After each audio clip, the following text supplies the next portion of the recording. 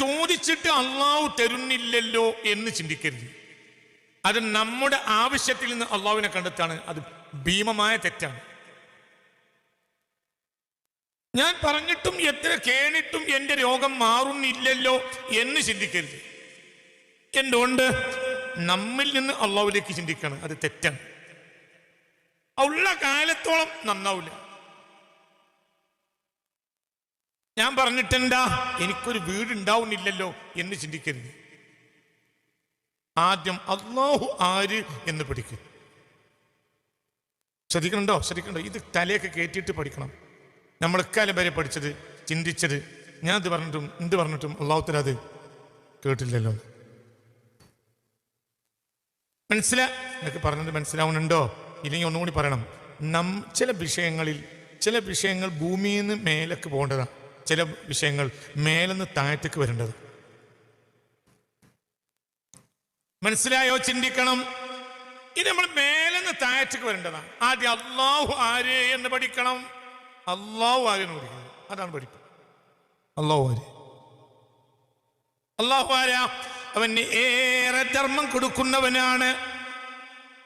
അവൻ ഏറെ സ്നേഹിയാണ്. അവൻ ഏറെ കരുണയുള്ളവനാണ്.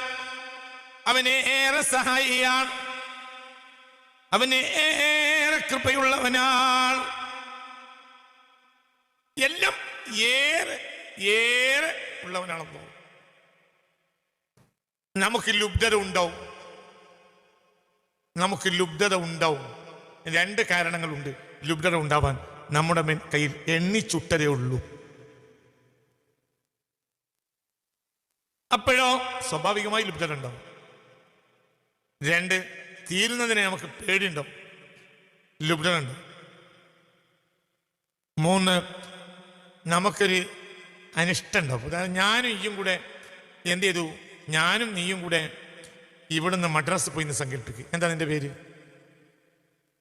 മുബഷിറൻ.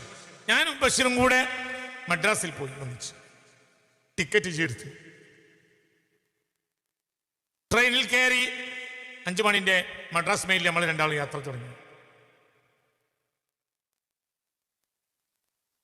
നമ്മൾ രണ്ടാളെ ഒരു ആവശ്യത്തിനാണ് പോകുന്നത്. അല്ലെങ്കിൽ എൻ്റെ ആവശ്യത്തിനാണ് പോകുന്നത്. അത് നമ്മൾ രണ്ടാളെ ആവശ്യത്തിനാണ് ടിക്കറ്റ് ചെയ്തെടുത്ത്. എനിക്കൊരു ആവശ്യമുണ്ട്, എന്നോട് ടിക്കറ്റ് ചെയ്തെടുത്ത്. പിന്നെയോ ട്രെയിനിൽ വന്ന ചായയും കടിയും ഒക്കെ പൈസ എന്നെ കൊടുത്തു. അവിടെ ഇറങ്ങി ഓട്ടോറിക്ഷ, ലോഡ്ജിലെ ഹോട്ടലിലേക്കുള്ള ഓട്ടോറിക്ഷ, അതിൻ്റെ പൈസ കൊടുത്തു.